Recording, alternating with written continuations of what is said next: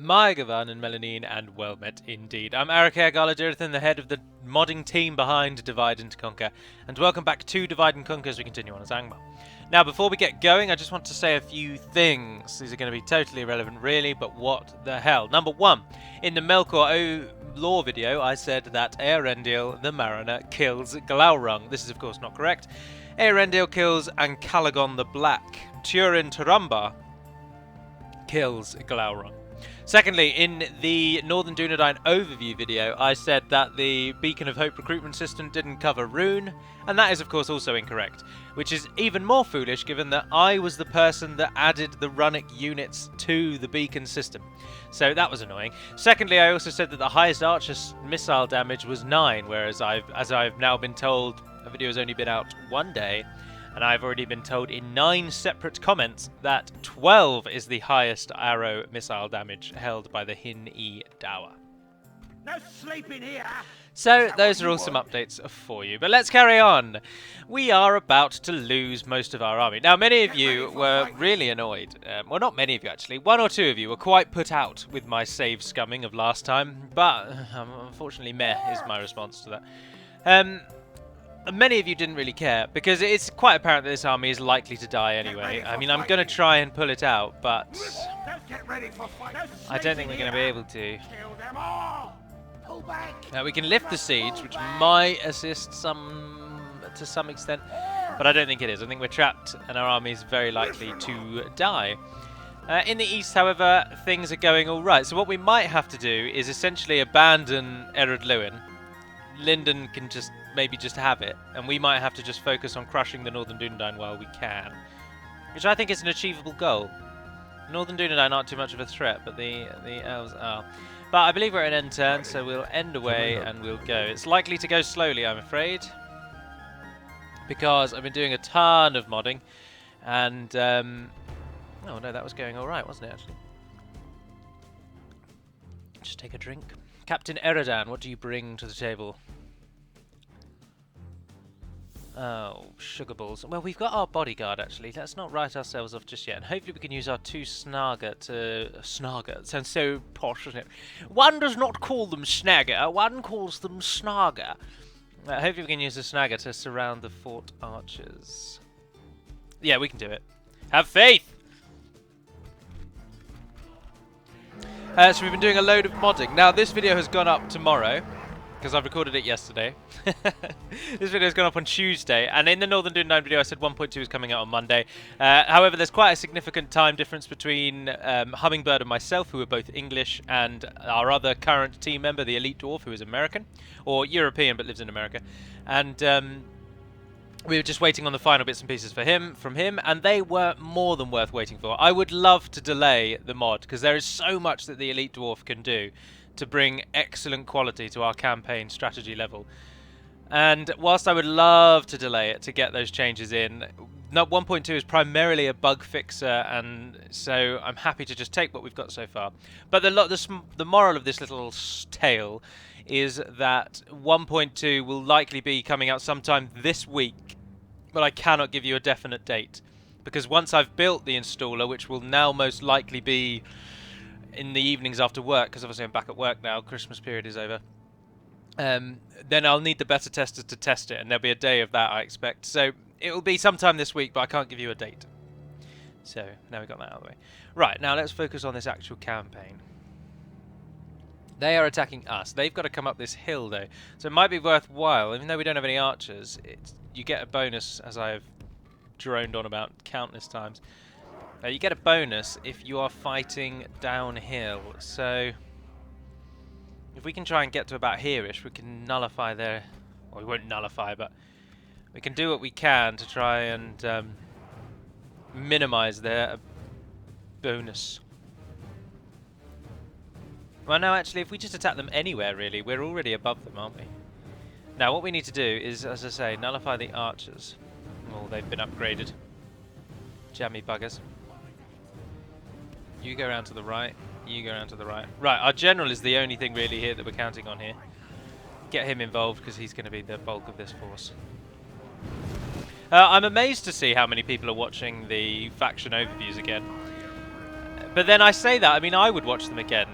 For example, in Age of Empires 2, I follow Spirit of the Law. Well, I don't follow Spirit of the Law, but I watch Spirit of the Law a lot.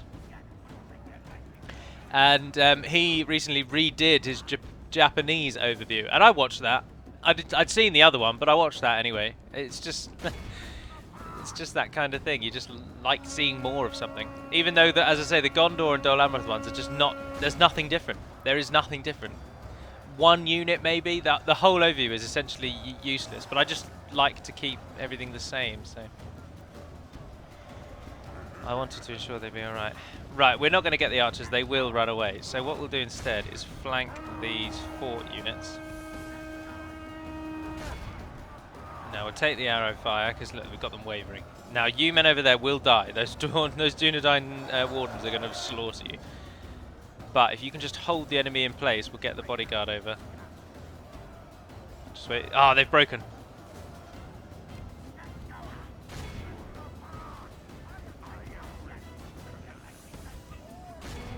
Now you two hit there. You go and, I don't know, keep them busy. You chase them down as well. No, I'll tell you what, you come and get back up here. You're already pretty much dead. So if you stop, get near to them, and then just kind of take their fire. Well, I mean, if they want to fight, then fight them. Yeah, brilliant. How are we doing against those wardens? Oh, they're coming down. But now we're fighting uphill. But we've got 71 of our general left. The Angmar bodyguards are really powerful. If you do play as Angmar, they're your mainline unit, really. They're very strong in the early game. They're strong in the late game. They're just good. They're one of the better bodyguard units on foot. Although that's not really fair, actually, because every bodyguard unit is good on foot, to be completely honest. There's very few bodyguards, if any, that are actually not useful. I can't think of a single bodyguard that's rubbish. Racking my brains for a subpar bodyguard. The enemy are badly bloodied.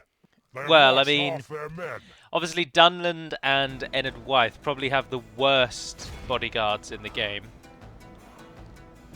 Because whilst Breland's bodyguard isn't that great, they're at least mounted, so you at least get the shock value and the charge value. But Ennard Wythe and Dunland are both on foot. But then the Ennard Wythians, theirs has a bow. But I think Dunland and Ennard Wythe are probably the worst bodyguards in the game, when you sit back and actually think about it. Now the best bodyguard in the game probably is a foot bodyguard, because they can have the numbers still. Like Dol Amroth's bodyguard used to be one of the best. And so did the Cataphracts of Rune, the Lokinus Rim. Let's pray it remains. But obviously we reduced their size. So with their reduced size, it's probably more likely the Zenith Guard or the King's Guard or the what did I call the Eredluin one? I can't remember what we call them.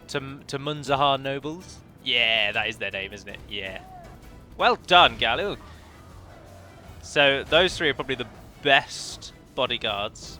I mean mainstream, not uniques. Like Barlin's not included, because his is probably the best, hands down. But then the bodyguards of Rune are probably are still up there despite their smaller number, because they're just beasts. They just don't die.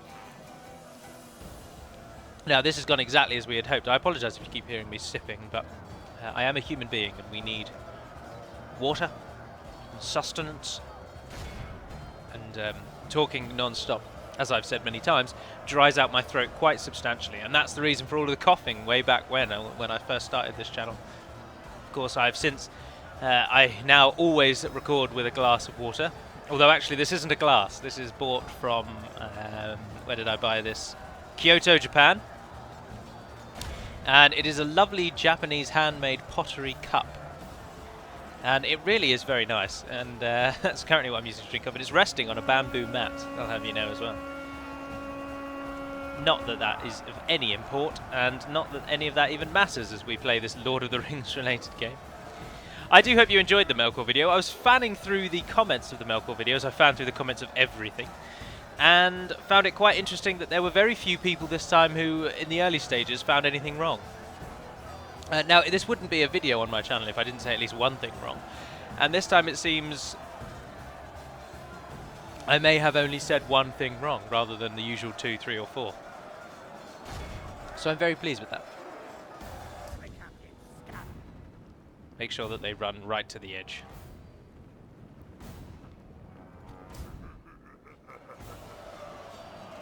But that's what happens when... See, I know a lot about Lord of the Rings, and a lot of it is just there in the back of your head, ready, on the tip of your tongue. But sometimes you get names mixed up, you get things mixed up, and if you don't research them before, because you don't think you might need to, that's when you get the errors like that. So I knew that Eärendil kills a dragon in the War of Wrath from his boat.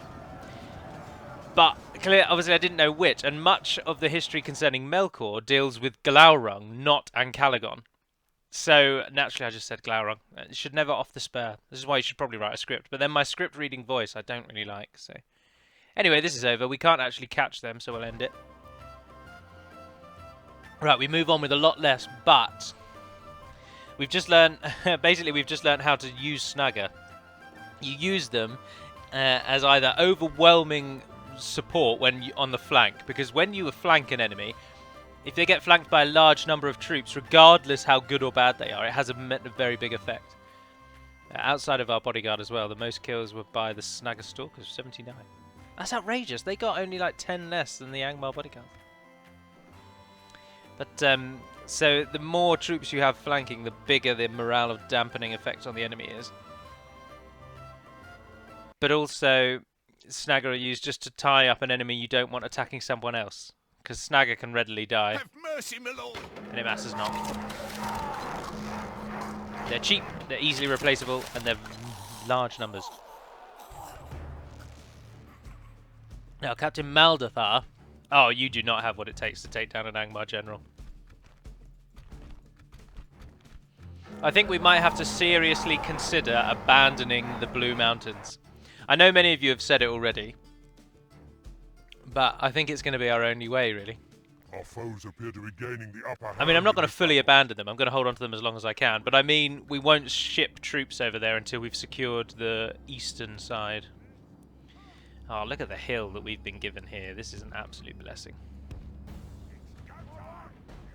Now, they'll get probably 1 or 2 volleys off. They're going to just shoot me.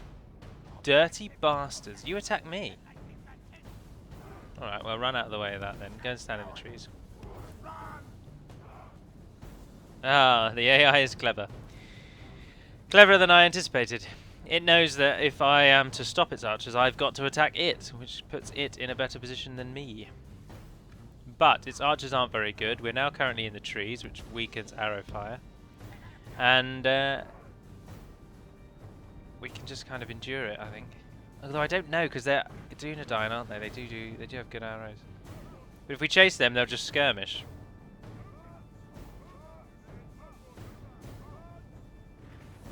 Oh, they're wigging out a bit. That's good.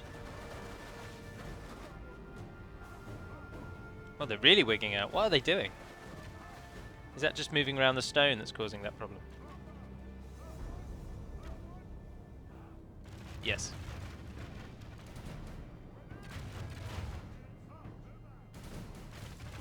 No, I think we're going to have to rush them. If we sit here and try and take it, I don't think it's going to go well. Out we go!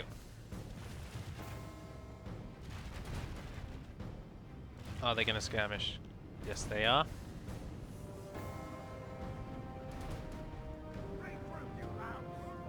We're still fighting downhill though, so we still get an advantage as we hit into the militia.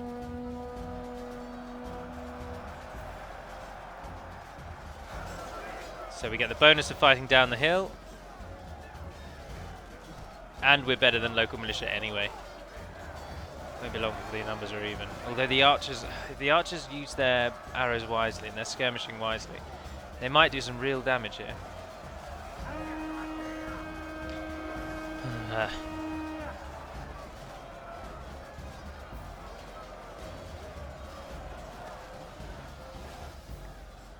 Breaking them on that side, but we're not breaking them on that side.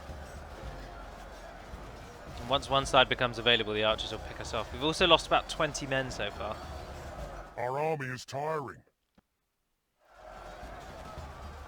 But the ratio is way lower down now. But there's but then I suppose if the archers are firing, they might run out of arrows by the time we kill off the militia. And remember that the archers aren't as good.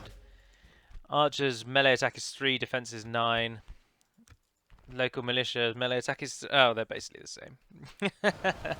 I kind of knew that as I was going into that, actually. Ah, they have run out of arrows. Right. Well, Only the local half mission the of enemy Bradley. force remains. Only the archers left. We've lost 30 of our number to go into this one. But again, we're fighting downhill. Only half our force remains. Pray something changes in the No, course I think of we've got it. battle, for defeat seems almost certain. Killing them a lot quicker than they're killing us. And they're now wavering. We're exhausted, but we're not wavering. Yes, capture some in the run. There we are, we won't get any more, we can't catch up with them. Yes! Excellent victory! 249 kills, 53 casualties lost. Was that 5 to 1? KD ratio. That is obviously a loading screen of the Argonath. And do you know who the two people in the Argonath are? I do. And let me know. Let me know who you think they are. But my lord, Kill them all. we've destroyed the enemy! It's never really a good idea asking a question on the internet, though, is it? Because you can just look it up online. You don't need to know that off the top of your head. You can just look it up. Right, now here's a real question. This time they've not got any of their support. They're attacking us. Ah, but we're so outnumbered. Now, and our bodyguards are all we've got to use here. But the ballista, not a problem. We could use, like, send the snag around to deal with that or something like that. The Teleri, though, could really beast us, those riders. Of course, there's a general, and of course, in this team, there's Círdan. But if we run away, will they all combine together and fight us anyway? I think it might be advisable to automatically resolve. We'll lose, the army will retreat, but hopefully we'll retreat far enough away that it... Yeah, that's our best bet here. We're never going to win. And like last time, despite our significant number advantage, we are not going to win. Those Teleri riders will take so many down with them, and each of them's got 60. He's got 2 units of long spears who are very effective. And Círdan. Círdan can take so many of us. 38. They have a total defense of 38. We've only got 1 archer. No, we're going to have to... Oh, such a gabble. Run away! What?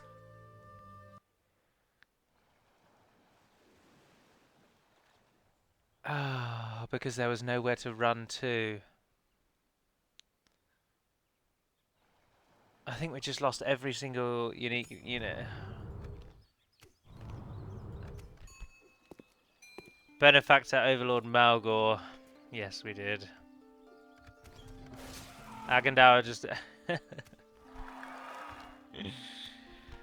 Oh, Christ alive. What a stupid idea it was to go there.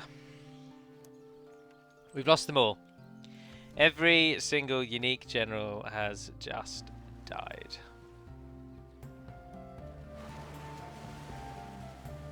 I respect you, my enemy. Mithlond killed them all.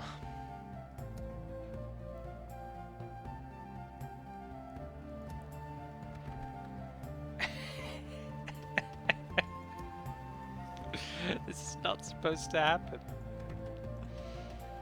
Oh, and all we can do is throw crap at it from these places. Get a slave pit then for Hamgathon. I don't want to abandon the north just like that. So instead, given that we now have a lot of money to play with, I expect, I'm going to at least try and draft an army to at least hold on to the few things we do have. I'm not going to load up that auto-resolve again. I'm not going to try and fight it again. We saved scummed once and we lost. The only thing I would like to do is, knowing that now that my army cannot retreat at all, I would at least like to have controlled that battle myself, on the slight off chance that I might have been able to do more damage. And if we are going to say goodbye to Agendour, I want to say goodbye to him in a better way.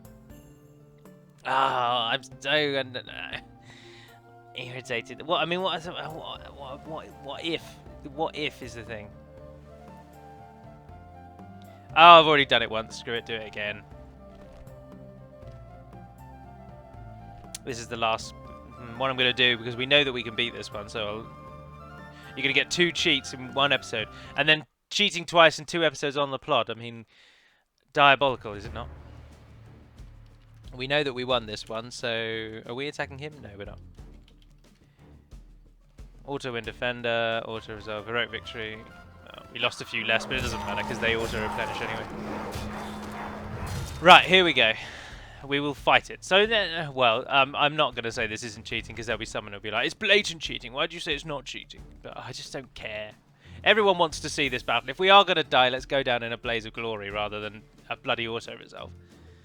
But it lets me withdraw. That's what I don't understand. The withdraw option is available. He'll only go back about 2 spaces, so he will get attacked again. But our nearest place is only there. It's not like we're deep in enemy territory. I don't like. We own those mountains right there. I just don't get that. The conditions that mean that you can't run away are so baffling. Have I already saved it? Let's save it again anyway. Right, come on, we can do it. We can do it. We can do it. He's coming in from the north, Círdan's coming in from the other side. That's, I suppose, the other thing. They're coming in from 2 separate sides. I'm sure that most of you... I'm not going to make save scumming a habit, not at all. This army is... If it is going to die, which the chances are massively that we are going to lose this, I want to at least fight the last battle of our 3 unique generals. And I think you can probably understand it. Right, so Haldir, or whatever he was called, is coming in from over here. Círdan is coming in from over here. On that side there. So I think our best bet here is probably to rush Haldir, because he'll be just there. He'll start right there. So rush into him with our generals. Get the best units in straight away. Send these guys all over here and to flank round. And our 2 archers start over there as well. Don't run away. Right, just rush him. Just rush him. There's not enough of you to really stop those Teleri riders, but hopefully if you can isolate them. I mean, can you imagine if we do win this? But we won't be able to. The Mithlon nobles, led by a general as good as Círdan, they're just going to destroy us. Absolutely annihilate us. And even all of those, we'll probably lose 50% of those just taking out those riders. Their power and their strength is unbelievable. What can we do with our archers though? We want to at least use them. Right, they're coming. Break away, break away, break away.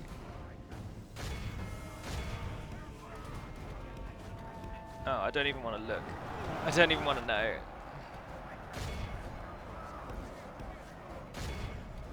Oh, they're pulling away. Don't tell me they're doing cycle switch. Alright, the other armies are engaged as well. Got normal Angmar up against Phallus Lords, but we'll send in Agendau to support there. No one on defensive, please. We've got the...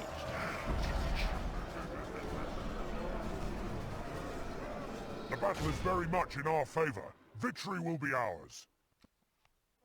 Surround those. How are we doing over here? Not very well. What are you guys up to? Shooting something. You are shooting... Oh, the ballista. Oh, well done. 70 of you. Go and make life a little bit harder for Círdan. I need those Phallus Lord down fast. Same with those Linden Longspears. But we got the Longspears surrounded. You're not in the best position to surround them, actually. How are you guys doing? Oh, yes! We defeated the Teleri! Pull back, pull back, pull back, pull back. Come over here. Men of Rudauer. Take up position there-ish. Well, we've killed those Phallus Lords. That's at least good. We've got those archers to deal with. I don't know how we're going to do that. The Teleri, the Longspears are going down. You help the Longspears. You go after those Ballistae. Ballisters. You stop. Start shooting. Get even just 1 round off. You don't do enough damage. You're just... There they are. There's the real threat. And there he is. Círdan. The shipwright. Longest lived of the remaining elves of Middle-earth that we know of by name. Oh, the archers have stopped firing and they're coming in for melee. Oh, perfect turnaround from the Temple Knights. Oh, look what he's done to that guy. He's defied the laws Only of half physics. the He enemy attacked him force so hard. remains. Splendid. 33 long spears. Our orcs line up into position. Excellent. Excellent. Move down here. Those long spears are wavering. Now, I've recently fixed, courtesy of someone on Total War Center, I think called Travis, I recently fixed the trait that tells you what these things do. And quite a lot of them will temporarily reduce your fatigue, but at the cost of permanently increasing your fatigue once the power ends. So, let's say that max, like a unit can have 500 fatigue points, and he starts at 0, and the higher he gets, the more tired he gets. So the power will like reduce your fatigue temporarily by 500, but it will permanently increase it by 250. So your unit might be at 400 points of fatigue, so almost completely knackered, like totally at the end of its limit. And so this power will temporarily reduce it by 250 points, which is good. But then when the power ends, your unit will then be an extra 250 out of its tired like bracket. So in the long run, it'll have a terrible effect. Right, let's use our hordes to try and surround and kill Círdan. They never will, but let's just try. Ah, we've killed the enemy general. But we need to get support in over here, yeah. Right, you go, Vitelli, you stop. Oh, you didn't stop in time. Oh, now you're involved. Right, you guys come and flank round. I don't know who you're shooting, so move further up. Iron Fist is one of them. Iron Fist temporarily reduces fatigue, but once it ends, it increases your unit's fatigue. So you have to really be careful when you use them.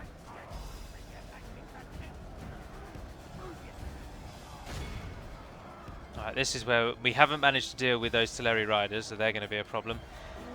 But the army that the army that Agendaur has got locked in with him.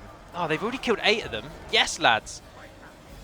And those archers are keeping busy some of the other archers. Oh, that's good. That's very good.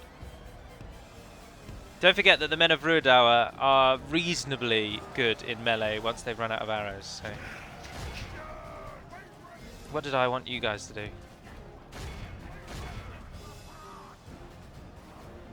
Attack them, I suppose. You know what? I'm really starting to think that actually we have a really good chance of winning this. Círdan is dying a lot quicker than I anticipated.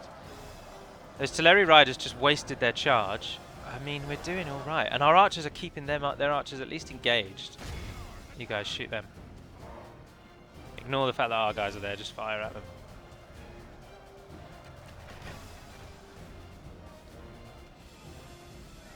Right, so how are we doing? Barrowites are fighting against 22 swordmen and also joining in with Teleri. Círdan is now at 70. He's getting into the groove. We need to get a general on him. Only half our force remains. Agendaur's down to 30 men. He seems to be surrounded.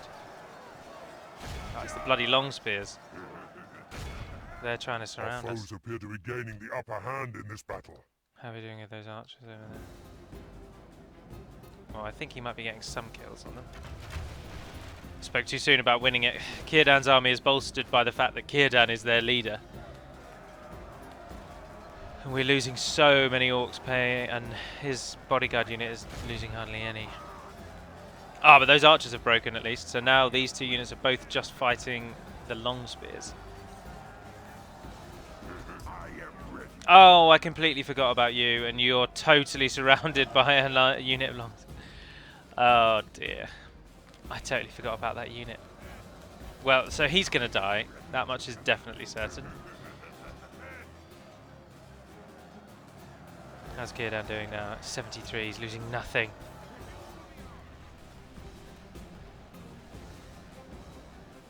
Getting some shots off on the men of Ruidour out there. The cavalry is down. Right, you're too good to be wasted on the cavalry. Drangu's gone. Bloodied. That's him. They have lost half their men. Unlucky Drangu.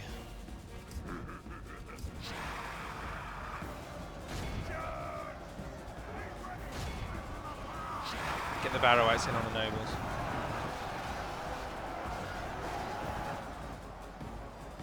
Oh, they're really beating those archers, aren't they? Agendour is massively cut down though. Oh, and those other Angmar bodyguards are down to 6. Oh. No, we're not going to win. Ah, no. We've still got a reasonable size of force there, but... Yagluk's gone. Agendour stands alone. His bodyguard's not that great.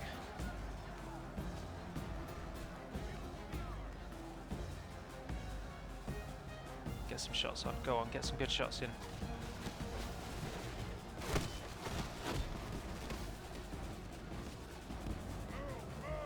No. Our men have fought He's long gonna die, and are isn't he? becoming tired. Círdan's down to 47. Agendour's gone. Agendour has gone.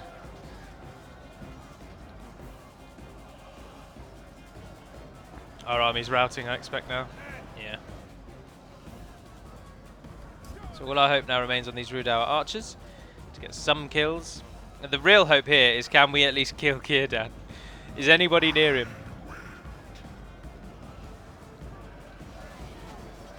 No, I don't think so. Don't know where he is. Is that him? No, that's the officer. He has a sword, doesn't he? We've got 40. They've got them down to 40 there. That's really good.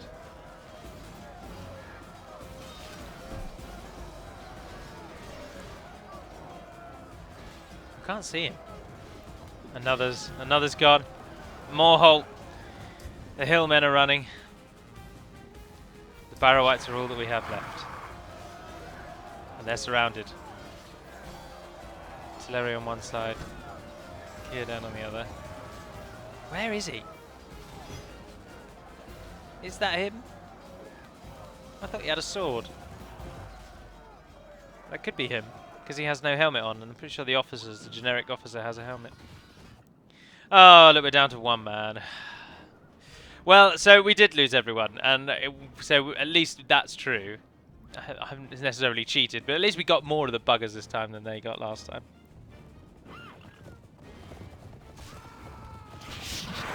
Oh, and he's gone. It's ended. It's all over. Average defeat that time. We got so many of them.